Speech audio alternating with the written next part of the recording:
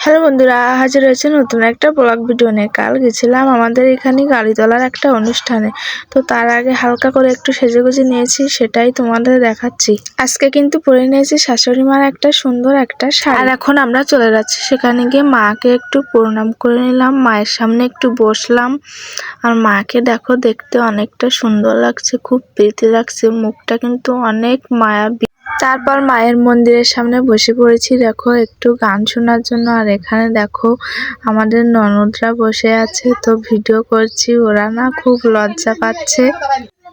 তারপর সবাই এক এক করে গান গাচ্ছে, সেটাই শুনছিলাম। আসলে এখানে না প্রতিযোগিতার মতো এক এক করে সবাই গান গাচ্ছিল, তো দেখতে খুব ভালো লাগছিল।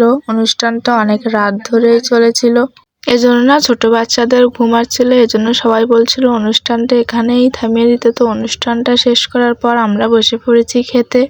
আর এখানে অনেক মানুষই বসে পড়েছে খেতে, যারা যারা অনুষ্ঠানে এসেছিল সবাই প্রায় খেতে বসেছে।